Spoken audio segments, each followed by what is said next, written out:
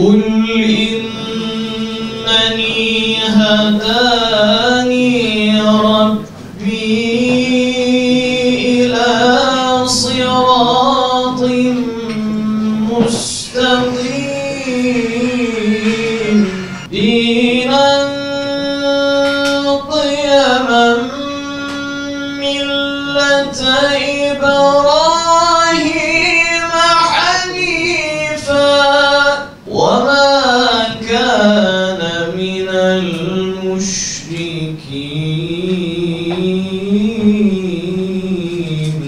Sevgili gençler, Allah'a hamd ediyoruz. Sizin gibi Anadolu'nun dört bir yanından gelen, göğsümüzü kabartan, iftihar ettiğimiz, alnımızı hak eden gençlerle, Türkiye yüzyılının gençleriyle birlikte olmaktan dolayı gerçekten iftihar ediyoruz. Allah'a hamd ediyoruz. İyi ki varsınız gençler. Sizleri abileriniz olarak, buradaki büyükleriniz olarak gerçekten Allah için çok seviyoruz. Ve Allah'a hamdolsun. Kader gayrete aşıktır derler ya. Gençlerimiz başardılar, muvaffak oldular. 1 milyona yakın gencimizin ter döktüğü, mücadele ettiği bu yarışmada, bu zorlu süreçte 719 gencimiz 500 tam puan yaparak şampiyonluğu göğüslediler. Her birini ayrı ayrı tebrik ediyoruz gerçekten. Kolay bir şey değil. Burada belki eğitimciler olarak, ebeveynler olarak bu zorlu süreci bizzat yaşasak bu başarıyı elde eder miyiz bilemiyorum. Onları desteklemek, bu sürecin içerisine itmek daha kolay geliyor bir yönüyle. Ama hamdolsun 719 gencimiz bu ülkenin yarınlarına kendi isimlerini altın harflerle yazdırdılar. Her birini canı gönülden tebrik ediyoruz. İmam Hatipliler olarak, İmam Hatip camiasının mensupları olarak da bu sene 74 yıllık İmam Hatip tarihi içerisindeki en yüksek başarımızı sizlerin başarısıyla birlikte yakaladık gençler. Bu noktada tarihe geçtiniz. İmam Hatip camiasına emek veren, gayret gösteren, zorluklarla bu mücadeleyi, bu davayı inşa eden bütün büyüklerinizin göğsünü kabarttınız gerçekten. Bu noktada özellikle 2012'de yeniden açılışından bugüne kadar hem LGS'de hem de YKS'de yükselen bir trendle Türkiye'de eğitimin böyle öncülüğünü yapan İmam Hatip okullarımızda siz kıymetli gençlerimizi görmek istiyoruz.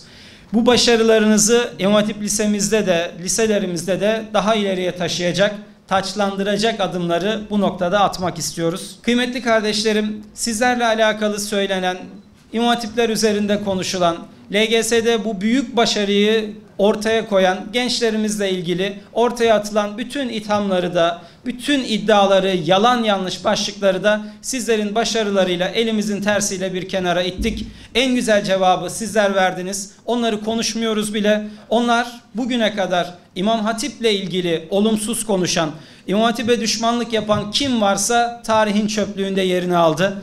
Ama İmam Hatip'in yanında duran, bu ülkenin değerleriyle, kavramlarıyla birlikte yol yürüyen kim varsa da altın harflerle adını tarihe yazdırdı. Bugün hepsini hayırla yad ediyoruz.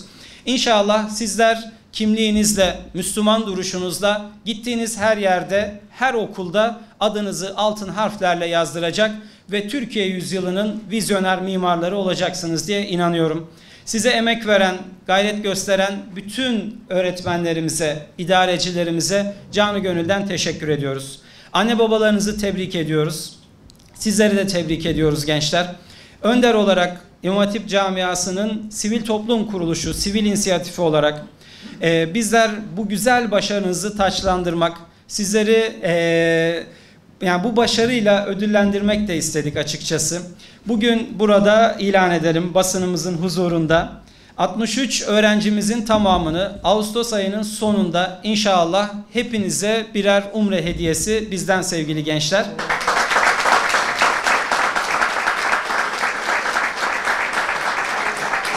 Allah nasip ederse şampiyon gençlerimizle Rabbimizin huzuruna gideceğiz ve şükür secdesi edeceğiz hep birlikte. Kıymetli gençler, sizlerden istirhamımız şu. 4 yıl boyunca İmam Hatip ortaokullarında çok güzel bir nüve aldınız, bir tohum aldınız, bir kimlik kazandınız. Bizler İmam Hatip okullarımızda sizlere sadece bir okul değil, bir aile vaat ediyoruz. Çok güzel bir ailenin mensubu oldunuz. Sizi şu anda İmam Hatip tercih eden veya okulunuzda okuyan, işte bu sene 8 olan, 7. sınıf olan öğrencilerimiz sizleri örnek alacaklar. Sizin izinizden yürümeye gayret edecekler. O yüzden sevgili gençler, asla mezun olduğunuz okulu unutmayın. Muhakkak okul açıldığında her biriniz okulun ilk haftasında mezun olduğu okula gitsin. Oradaki genç kardeşlerimize dokunun. Onların ellerinden tutun. Siz de yapabilirsiniz. Siz de bu başarıyı sağlayabilirsiniz diye örnekliğinizi, rol modelliğinizi taçlandırın. Okullarımız, gençlerimiz sizin örnekliğinizle daha ileriye taşınacak inşallah gençler. İmam Hatip okullarımız sizleri bekliyor. Bizler sizleri bekliyoruz. İnşallah 4 yıl sonra, hazırlık okuyanlar 5 yıl sonra YKS şampiyonluklarınızı da ilan etmeyi canı gönülden istiyoruz, arzu ediyoruz. Bugün burada sizlere rehberlik eden, mihmandarlık eden İmam Hatipli genç liseli öğrencilerimiz var. Onların bir kısmı birkaç sene önce Tercihim Geleceğim programında burada 500 tam puan alan abi ve ablalarınızdı. Onlar o gün heyecanla buraya gelmişlerdi. Nereyi tercih etsek diye düşünüyorlardı. İmam Hatip tercih ettiler. Bugün size rehberlik etmek için buradalar. Ve birkaç sene sonra onların da YKS derecelerini hep birlikte göreceğiz inşallah. Allah'a hamdolsun gençler, yolumuz bahtımız açık. Önümüze ayağımıza dolanan bütün prangaları yırtıp attık.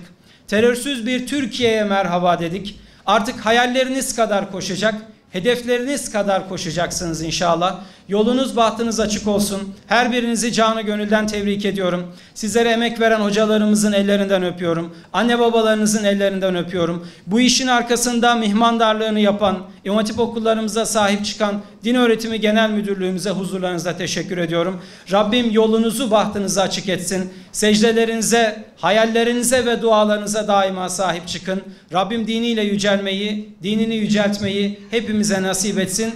Ağustos'un sonunda Umre'de Rabbimin huzurunda görüşmek üzere. Hepinize Allah'a emanet ediyorum. Böylesi anlamlı bir program vesilesiyle bizleri bir araya getiren Yüce Allah'a sonsuz hamdü senalar olsun. Saygıdeğer misafirler, sevgili gençler, Abdullah Başkanım birçok konu üzerinde bazı önemli değerlendirmelerde bulundu.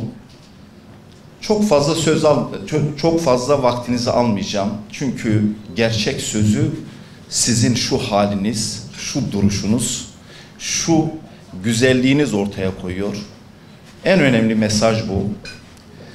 İmam Hatip okulları diyoruz. Sizler İmam Hatip ortaokullarında mezun oldunuz. İmam Hatip ortaokulları Türk eğitim sistemi içerisinde İmam Hatip ortaokullarından ve İmam Hatip liselerinden oluşmuş. Tarihsel süreç içerisinde de aslında 100 yılı aşkın bir tarihi var. Yani Osmanlı'nın son döneminden Medresetül Eimme vel Hutaba dediğimiz, oradan alırsak bir asrı aşkın bir mazisi var. Ama 1951'de yeniden açıldı malumunuz sevgili gençler. Nasıl bir okul bu?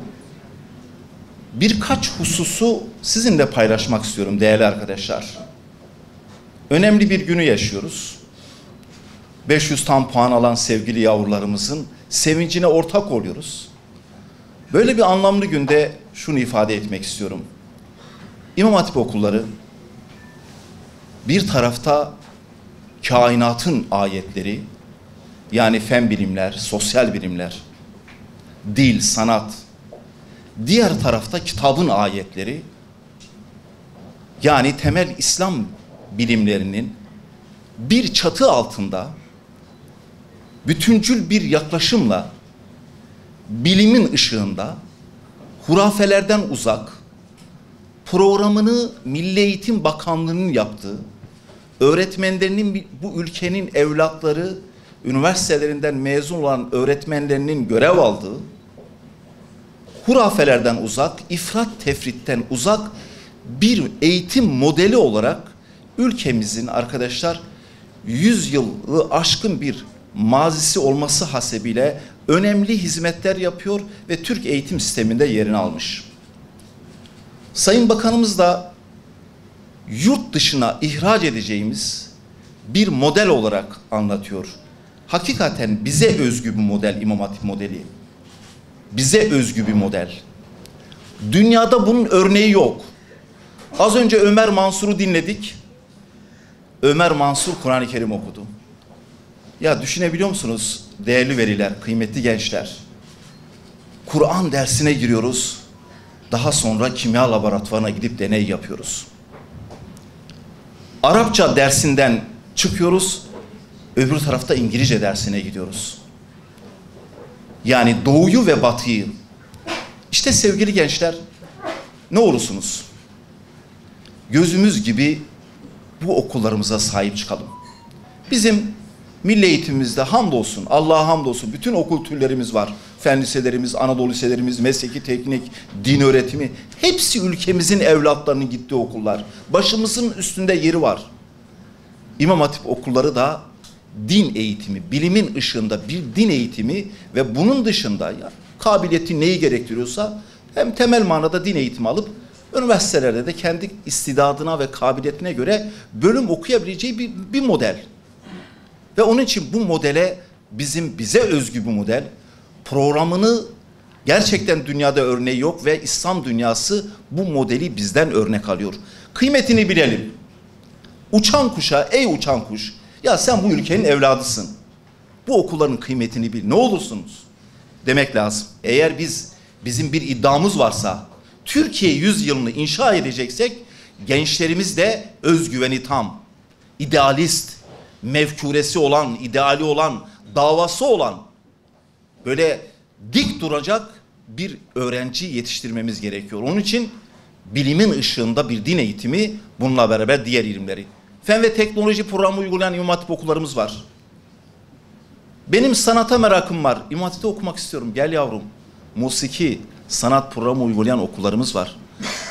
95 farklı ülkeden öğrencilerimizin eğitim aldığı uluslararası Anadolu İmam Hatip liselerimiz var. Bu öğrencilerimiz yurt dışından geliyor. Bizim Türkiye'deki öğrencilerle beraber eğitim görüyor. Geleceğin kültür nesli, kültür elçileri yetişiyor. Sevgili gençler, spor programı uygulayan Anadolu İmam Hatip liselerimiz var hakeza. Ve çocuk gelişimi eğitimi dediğimiz programlarımız var. İlahiyat odaklı örgün eğitimle birlikte hafızlık modeli, bunlar İmam Hatip okullarında uygulanan program çeşitliliği sevgili gençler. Yüce Yaratıcımız Kur'an-ı Kerim'de sabredenleri sevdiğini söyler, sabrı tavsiye eder. Evlatlarımız da işte bu sabrı gösterdiler. Gene İsra suresinin 13. ayetinde Yüce Yaratıcımız bizlere insanın kaderini onun çabasına bağlı kaldığını ifade etmiştir. İşte öğrencilerimiz de kendi kaderlerini oluşturma anlamında bu çabayı gösterdiler ve bu başarıyı yakaladılar. Tabii gençlerimizin bu başarısı sadece burada kalmamalı. İleride lise, üniversite yılları da söz konusu olacak. Bu gayretlerini lisede ve üniversitede devam ettirmek zorundalar. Belki bir kısmı yurt dışında ihtisas eğitimi de alacaklar. Ama benim öğrencilerimizden isteğim, talebim yurt dışında da okusalar dönsünler, ülkelerine gelsinler. Bütün kazançlarını, emeklerini, öğrendiklerini bu ülkenin hizmetine sunsunlar. Öncelikli olarak her birinize almış olduğunuz başarılardan dolayı yürekten tebrik ediyoruz. Hayat yarışında önemli bir çizgide bir başarı elde ettiniz. Ama biz biliyoruz ki çocuklarımızın başarısı sadece bir puandan ve sayısal veriden ibaret değildir. Bizim öncelikli hedefimiz iyi insan yetiştirmektir. İyiliği emreden, kötülükten uzak tutan, hayra motor olan, şerre fren olan bir neslin inşası için bildiklerimizi, öğrendiklerimizi bir davranışa, bir eyleme dönüştürerek iyi insan, hayırlı insan modelini yetiştirmek aslında eğitimin en temel amacı. Bu vesileyle İmam Hatip okullarımızdan mezun olan öğrencilerimizin bu sene büyük bir başarıya imza atması her birimizi elbette mutlu etmiştir. İstanbul'dan 163 öğrencimiz 500 tam puan yaptı. 188 bin öğrencimiz İstanbul'da sınava girdi. Biz 188 bin ayrı bir değerimiz, ayrı bir kıymetimiz var. Böyle görüyoruz. Tabii ki bu önemli merhalede emeklerinin karşılığını alan çocuklarımızın da gerçekten büyük bir başarısı var. İnşallah bu başarı liseyle ve üniversiteyle taçlanır. Tüm insanlık için, ülkemiz için, ümmet için güzelliklere ve hayra vesile olur. Ben öncelikli olarak bu çalışmada gerçekten okul müdürlerimizin ve öğretmenlerimizin çok büyük bir gayreti ve emeği var. Ben meslektaşlarıma, öğretmen arkadaşlarıma, eğitim yöneticilerimize yürekten teşekkür ediyorum. Çocuklarımızın ilk öğretmenleri, anneleri ve babaları. Onlar da bu sene en az onlar kadar bir heyecan ve emek verdiler. Tabii doğdukları günden bugüne bir emeğin, bir gayretin, bir istikrarın sonucunda böyle bir netice oldu. Annelerimize, babalarımıza, velilerimize teşekkür ediyorum.